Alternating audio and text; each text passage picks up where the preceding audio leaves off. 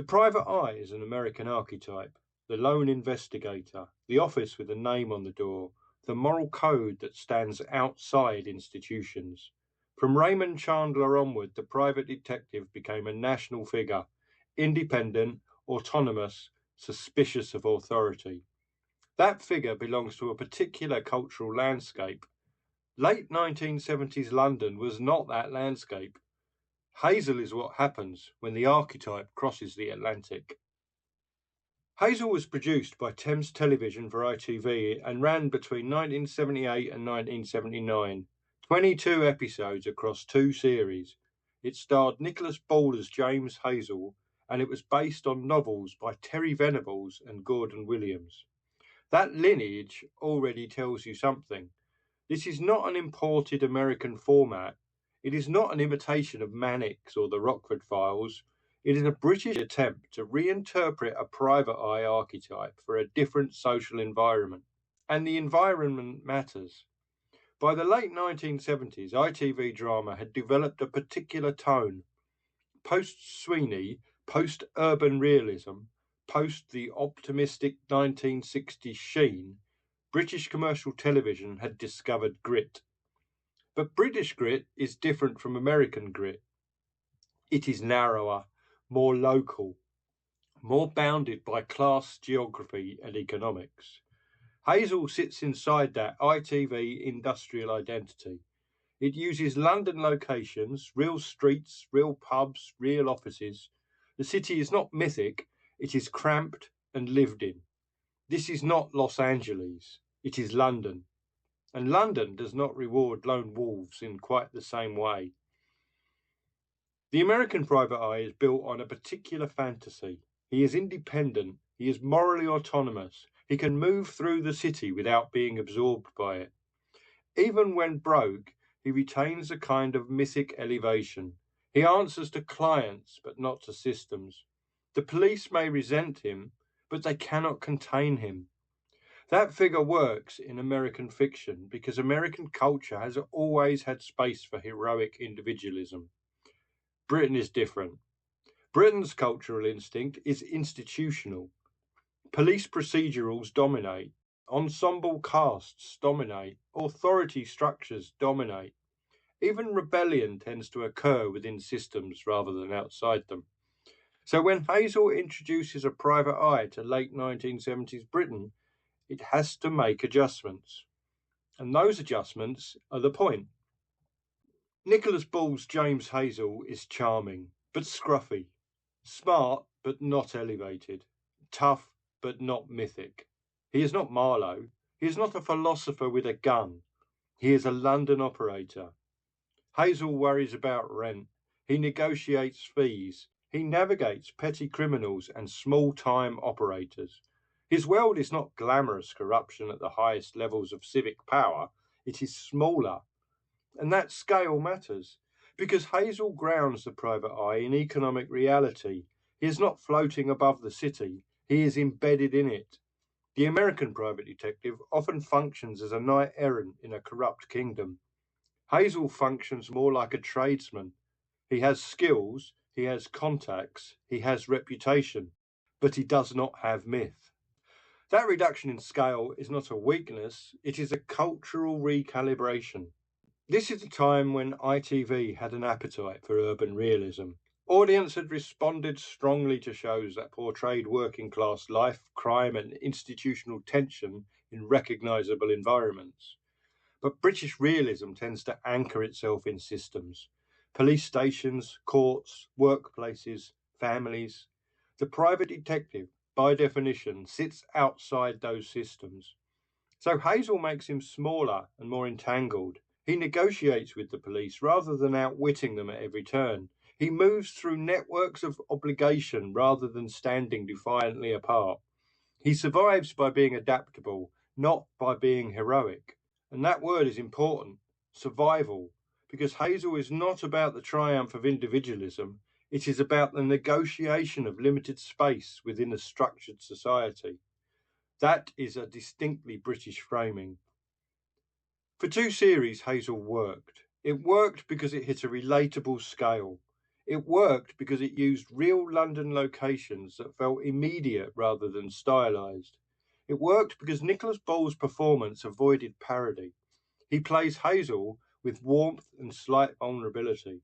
There is charm, but there is also constraint. And it worked because ITV audiences were open to experiments that felt adjacent to established crime formats. But notice what Hazell is not. It is not a police procedural. It is not an ensemble institutional drama. It is not mythic noir. It sits slightly between categories, and that makes it interesting. And that also makes it precarious. Here is where the larger cultural pattern reveals itself. Britain does not easily sustain lone wolves.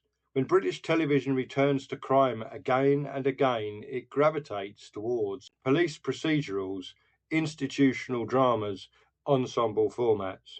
Even when the detectives are central figures, they are usually embedded in structures. Morse has the police. Rumpole has chambers. Even vigilantes are contextualized within social frameworks. The pure private eye fantasy never quite dominates. Hazell feels like a fascinating near fit. It translates the American archetype carefully. It adjusts scale, tone, and class positioning. It places the lone operator inside the British city without pretending he can float above it. But that compromise is both its strength and its limitation, because the British audience instinctively returns to stories where institutions frame action. The private eye is too solitary, too commercially fragile, too dependent on a single central performance. In the American context, the lone wolf can be endlessly reproduced. In the British context, he remains slightly anomalous. It is tempting to treat short-lived series as failures. But Hazell is not a failed Americanization. It is a British adaptation. And that difference is the point. What Hazell demonstrates is that cultural myths are not portable without modification. The private detective cannot simply be transplanted. He must be scaled down, embedded, domesticated. He must belong. And when he belongs too well, he stops being mythic. That tension is visible across the two series. Hazell survives, but he does not transcend. He operates, but he does not dominate. He fits, but only just. Placed within the broader history of British television, Hazell occupies a revealing position. It comes after the rise of a harder-edged ITV crime drama. It anticipates later debates about individualism versus institution, and it demonstrates that British television can experiment with imported archetypes without surrendering its own tonal identity. But it also shows the gravitational pull of structure. Television is an industrial form. It prefers repeatable systems. It prefers ensembles. It prefers formats that can rotate personnel without collapsing. The private eye format concentrates risk in one figure. That is expensive culturally and commercially.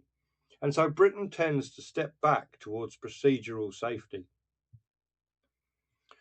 There is something especially compelling about shows that almost become central, and Hazell is one of those. It is well made, it is well performed, it is tonally coherent, it is not an embarrassment or an anomaly, but it never quite becomes foundational, and that is precisely why it is worth examining. Because television history is not just built on the giants, it is built on the near fits, the experiments, the cultural translations that reveal national preference by the way they succeed and the way they stop. Hazell tells us something about Britain. It tells us that while the lone wolf can exist, he must operate within limits. He cannot rewrite the landscape. He can only navigate it. The American private eye walks into the city alone and defines it by his code. Hazell walks into London and negotiates. That is not a weakness. It is a translation. And in that translation, we see the difference between two television cultures. One built on heroic individualism, the other built on institutional gravity. Hazell is not a failed experiment. It is a demonstration, a British adaptation, carefully calibrated, revealing both what can travel across cultures and what cannot. And in that sense, it belongs exactly where it sits, not at the centre of British television, but just off to the side. A reminder that myths shift shape when they cross borders. And that difference is the point. Thanks very much for listening. I'll be back on another day with another TV show. Bye.